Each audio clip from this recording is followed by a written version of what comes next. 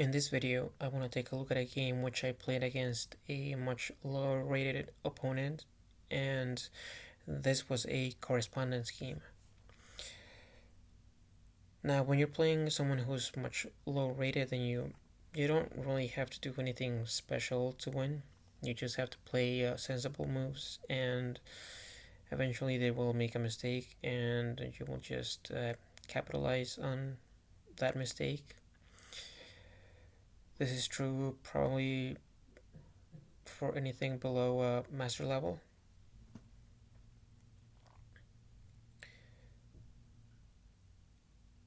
So here my opponent played the bird's opening. And well, knight c3 is already an unusual move. I played d5 with the threat of pushing the pawn and kicking the knight back, unless the knight wants to go to either a4 or b5, but it might get trapped. So e3 stopping that,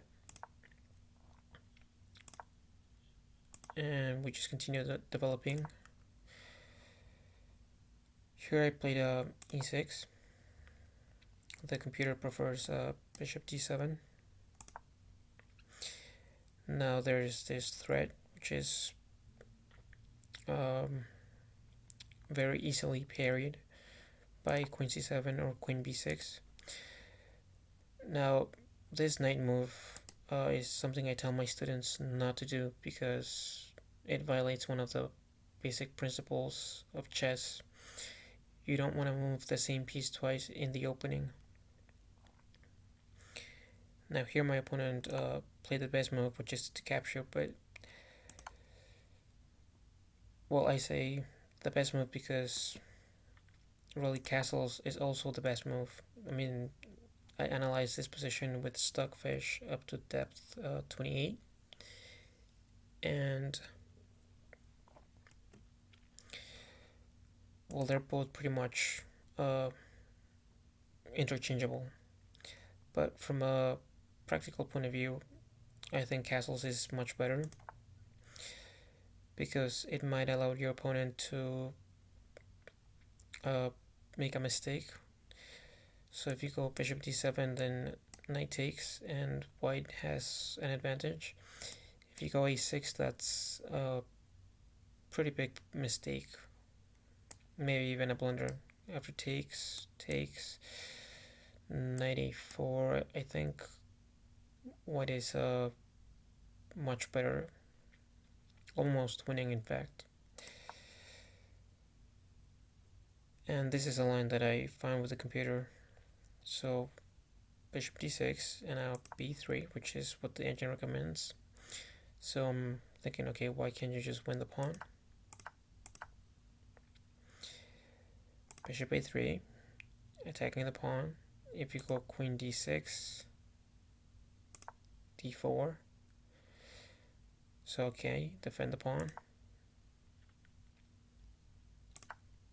Takes,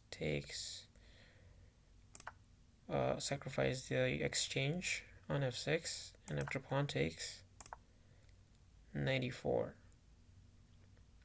and white is much better. I know it only gives it, okay, now it gives it a pretty big advantage, almost winning in fact. So after this move, well, I just take, and I'm pretty happy. I have the pair of bishops, and I have this semi-open file for my rook. Now this pawn is controlling the center, and I can trade it for the e-pawn at some point, and this pawn will still be controlling the center once it goes to c5. So my pawns are not really a liability.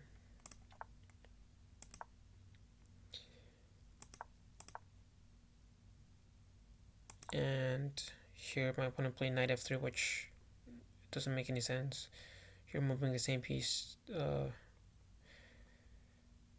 so you went from g1 to f3 to to e4, back to f3. That by itself just should be enough to equalize, but since black has more central control, the engines obviously prefer black. Queen f3 is actually pretty interesting. Again, you sacrifice the pawn, which I don't really see the compensation, but apparently the engines say that white is fine. Maybe not better, but there is enough compensation for the pawn. After this move, rook b8. This is a blunder. I can't believe how bad this move is. During the game, I didn't think it was that big a deal. The engine seemed to prefer this move, putting the bishop on the long diagonal.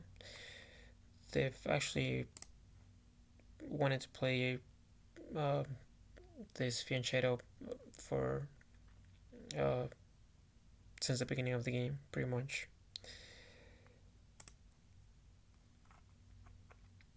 And here c takes d4, and it doesn't matter how white recaptures, there's a way for black to have an advantage,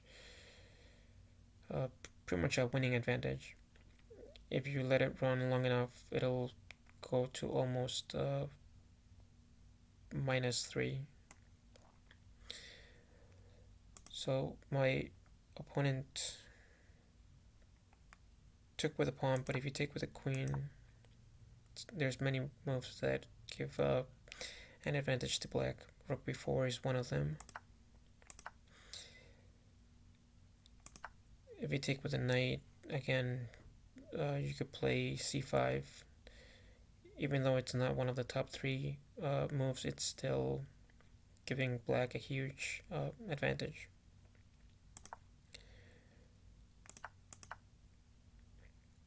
So here my opponent took with the pawn, which allows me to win the pawn on f4. Now the computer doesn't like this, but I mean it's a pawn, and I don't really see how white gets any compensation. So I just took the pawn. Now the best continuation for white is just to take the bishop.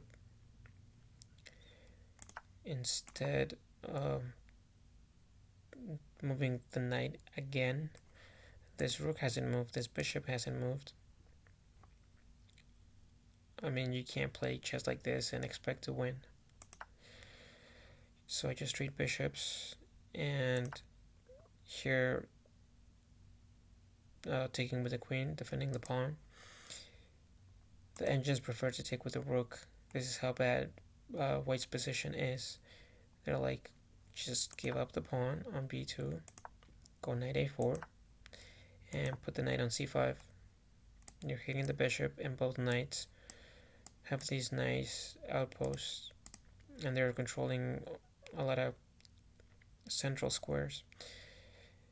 They're also stopping any pawn breaks by black.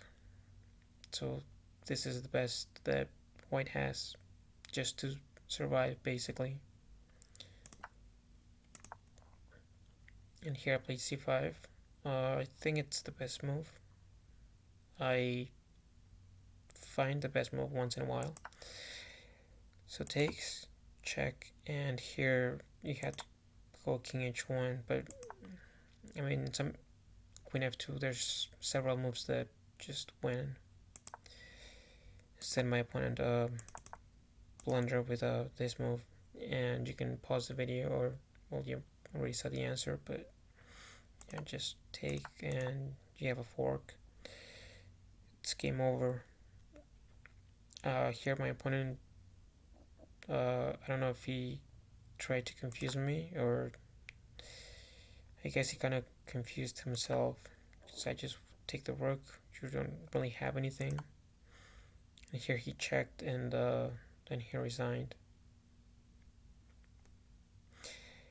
Anyway, if you like the video, do